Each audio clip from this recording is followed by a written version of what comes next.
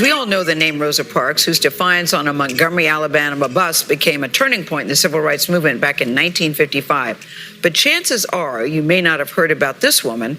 Her name is Claudette Colvin. Most people don't know her story. As a teenager, she was arrested 9 months before Parks for the very same reason, refusing to give up her bus seat to a white person. Her story is a very important part of our civil rights history, and now there's a new development that you'll see only on CBS Mornings, and we love when this happens. Lead national correspondent, that's you, David Begnaud, has an interview that we will, and it's got a twist, as only you can do. I've been waiting for this all morning. I can't wait for you to see this, and all of you. You don't hear about Claudette Colvin in the history books, but you should.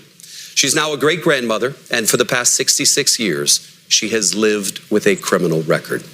In what may be her final protest, she asked a judge in Alabama to clear her name by expunging her record, and the judge did it. This is her story, and as Gail said, you do not want to miss the surprise at the end. Needing assistance now. It's very nice to meet you. Claudette Colvin has spent most of her 82 years as a convicted juvenile delinquent who would go on to college, work as a nurse's aide, and raise 2 sons. Do you think of yourself as an important figure in history? No, I think of myself as a survival of the civil rights struggle. Her place in the civil rights struggle began when she was 15 years old, at the back of a crowded Montgomery, Alabama bus after school with 3 friends. I was sitting in the session that was allowed for colored people, and this white lady came. The bus driver demanded for the 4 seats. And this is you and 3 others? Students, yes. So 3 of them got up? Yes. And you refused? So I refused. Because this wasn't an elderly white lady, this was a young white lady. You're sitting there, your classmates get up and move. Yes. What was going through your head as to why you refused to stand?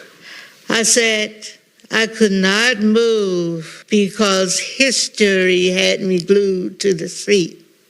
And they said, how is that? I said, well, it felt as though Harriet Tubman hands were pushing me down on one shoulder, and Sojourner Truth's hand was pushing me down on the other shoulder. Now that happened 9 months before Rosa Parks was arrested for refusing to give up her seat on a Montgomery bus, overshadowing for decades what a teenager had also done. And the traffic patrolman came to the rear of the bus and asked me why I wasn't sitting there. I told him I was sitting there because I paid my fare and it's my constitutional rights. Now, watching this interview from a nearby room was Judge Calvin Williams. Today, he is the presiding judge of the Montgomery Family Court.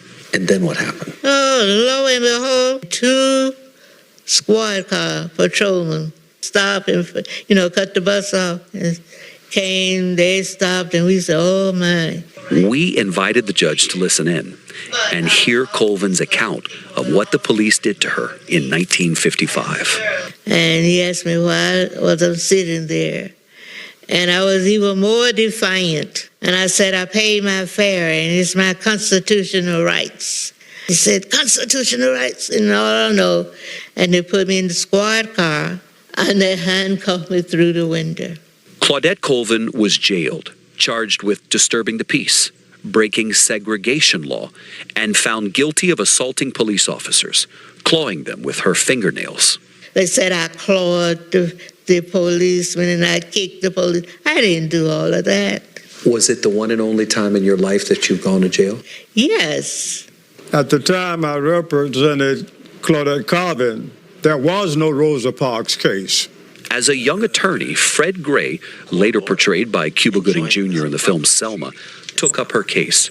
That's before he went on to defend Rosa Parks. In his book, he pays tribute. The whole history of the civil rights movement may have been different, but for Claudette.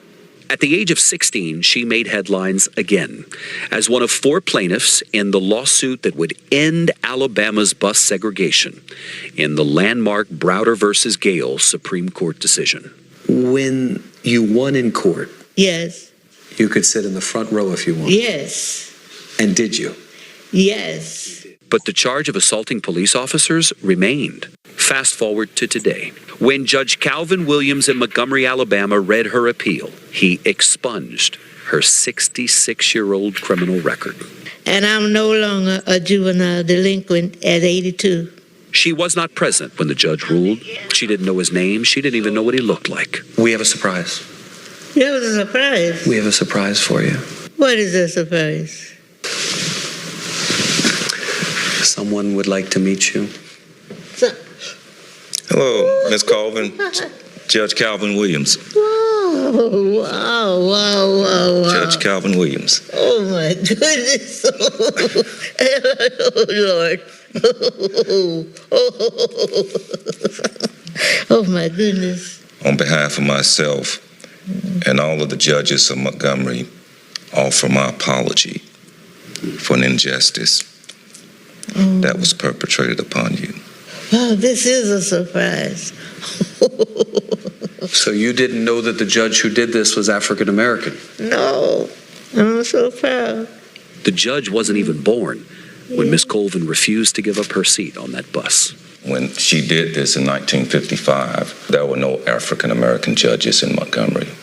She stood up for right, and now I'm the beneficiary and byproduct of that, and I could correct the wrong that was done to her. Amen to that. Amen to that. Can I squeeze your hand? Yes, ma'am. Please do.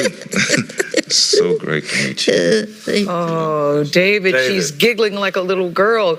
All morning when we said surprise, you won't want to miss something, and I hope it lives up to it. But it did. It did. And I hope we got some tissues here at the table. Yes. I love how she called on the ancestors, Harriet and Sojourner, who had their hands on her shoulders and said, "Don't get up. I'm glued to this seat because of history." Yeah. Beautifully done. She had been studying Black history in school, That's right. and it became so important to her that she just felt moved. That's right. And this And is before the movement itself with Rosa Parks had taken Yes. off. She was independent of that. And you may be wondering, why not Claudette Colvin? Why Rosa Parks? Why is that the one we hear about? Yes. And according to Miss Colvin, she was 15 and pregnant. Oh. And so she said the civil rights leaders didn't want a young rebel-rouser pregnant girl Wow. to represent the movement. Mrs. Parks was a well-respected secretary of the Yeah. NAACP who, according to Miss Colvin, was lighter in color, and they thought that it would be more appealing to put her forward as a face of the movement. And those were the times we were living in. Yeah. It was a political Decisions movement. based on That's right. skin tone, Exactly That's right. how you were perceived. But Miss Colvin, in her graciousness, says, but that's not to take anything away from what Miss Parks Of did. course. Right? Of course. But why now? And- You may be wondering, well, like, why do it now? You're 82. She said, when I saw the George Floyd protests, it kind of reignited a spirit in her, an Yeah. activist spirit. And she said, I just wanted my kids and the great-grandbabies to see that even at 82 in a wheelchair, I still had a fight left. You know, and we saw kids her age and younger out there And protesting. she was 15, That's right. David. That's She was right. 15, it's a reminder We for are all of walking in her footsteps. Yes, That's we right. are. Thank you, Claudette Colvin. Great Thank job, you. David. What a lady. The surprise lives up to it. Well done, Yeah. David. Thank you very much.